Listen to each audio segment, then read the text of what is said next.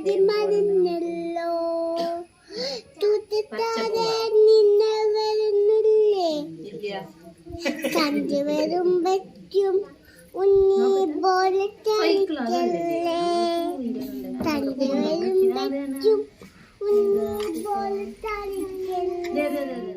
അപ്പോൾ ഇത് ജാനൂസിൻ്റെ അംഗനവാടിയിലെ ഓണാഘോഷമാണ് കേട്ടോ. അപ്പോൾ ഞങ്ങൾ ഇത്തവണ ഓണാഘോഷം അംഗനവാടിയിൽ ഞങ്ങൾ ചെറുതായിട്ടൊന്ന് ആഘോഷിച്ചു.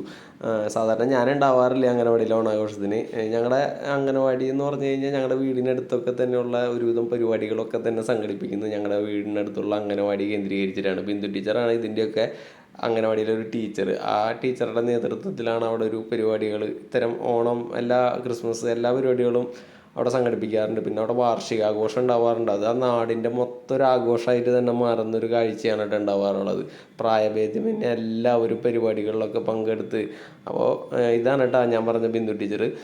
ബിന്ദു ടീച്ചറാണ് ഈ ഒരു അംഗനവാടിയിലെ ടീച്ചർ കുട്ടികളെയൊക്കെ വളരെ ഇതായിട്ടാണ് കെയർ ചെയ്യുന്നതും കാര്യങ്ങളൊക്കെ തന്നെ ഉണ്ട്. ഇപ്പോൾ ജാനൂസ് തന്നെ ഇപ്പോൾ 2ാമത്തെ വർഷമാണ് അവിടെ അംഗനവാടിയിൽ നിൽക്കുന്നത്. അപ്പോൾ ജാനൂസ് ഈ വർഷം കൂടി കഴിഞ്ഞാൽ അടുത്ത കൊല്ലം സ്കൂളിലേക്ക് പോകണം.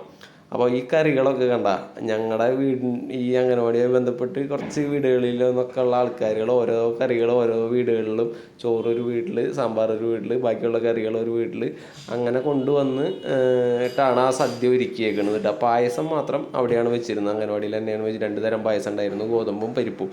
അപ്പോൾ ഞങ്ങളെല്ലാവരും കൂടി ഒത്തൊരുമിച്ചിരുന്ന് ഭക്ഷണം കഴിച്ച് എല്ലാ വീടുകളിൽ നിന്നുള്ള ഓരോ രുചികൾ ഒരുമിച്ച് കൂട്ടി കഴിക്കുക എന്ന് പറഞ്ഞു കഴിഞ്ഞാൽ അതൊരു പ്രത്യേക ഒരു അനുഭൂതിയാണ്.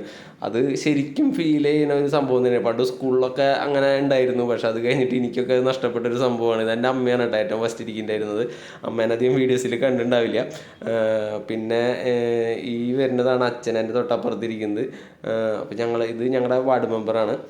അപ്പോൾ ഒരുമിച്ചിരുന്നിട്ടുള്ള ഒരു ആഘോഷം, ഭക്ഷണം കഴിക്കൽ എന്നൊക്കെ പറയുമ്പോൾ അതൊരു സന്തോഷമാണ്. ശരിക്കും നാട്ടും പ്രദേശങ്ങളിലൊക്കെ ഇത് ശരിക്കും ഇപ്പോൾ ഒരു മിസ്സായിക്കൊണ്ടിരിക്കുകയാണ് ആൾക്കാർക്കൊക്കെ ഇത്തരം ഓണാഘോഷങ്ങളൊക്കെ.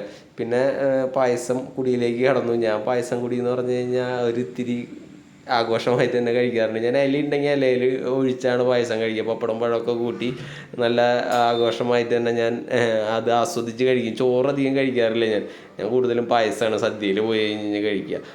പായസം കഴിക്കുക എന്ന് പറഞ്ഞു കഴിഞ്ഞാൽ അതൊരു പ്രത്യേക ഒരു അനുഭൂതിയാണ്. പണ്ട് ഞാൻ കാറ്ററിങ്ങിനൊക്കെ പോയിരുന്ന കാലഘട്ടത്തിലുണ്ടായിരുന്നു. അന്നൊക്കെ പായസം എന്തോരം കുടിച്ചു കൂട്ടി എന്നുള്ളതിനൊരു കയ്യും കണക്കില്ല, അത്രയധികം പായസം കുടിക്കാറുണ്ടായിരുന്നു. എന്തായാലും വളരെ മനസ്സും വയറും നിറഞ്ഞൊരു ഓണാഘോഷം തന്നെയായിരുന്നു കേട്ടോ ജാനൂസിൻ്റെ അംഗനവാടിയിലെ ഞങ്ങളുടെ ഓണാഘോഷം. അത് കഴിഞ്ഞ് ഞങ്ങളെല്ലാവരും കൂടി ഒരുമിച്ച് നിന്നിട്ട് പൂക്കളത്തിൻ്റെ സൈഡിൽ നിന്ന് ഫോട്ടോയൊക്കെ എടുത്ത് എല്ലാവരും കുറച്ച് നേരം വർത്താനമൊക്കെ പറഞ്ഞിരുന്നിട്ടാണ് അവിടെ നിന്ന് പിരിഞ്ഞത്. അപ്പോൾ ഈ ഇത്തരത്തിലുള്ള ഓണാഘോഷങ്ങൾ എന്നൊക്കെ പറഞ്ഞു കഴിഞ്ഞാൽ മനസ്സിൽ നിന്നും തങ്ങി നിൽക്കുന്ന ഒരു ഓണാഘോഷമാണ്. അപ്പോൾ ഇത്തരത്തിലൊരു ഓണാഘോഷം സമ്മാനിച്ച എല്ലാവർക്കും ഒരുപാട് നന്ദിയോട് നിർത്തുന്നു. നന്ദി.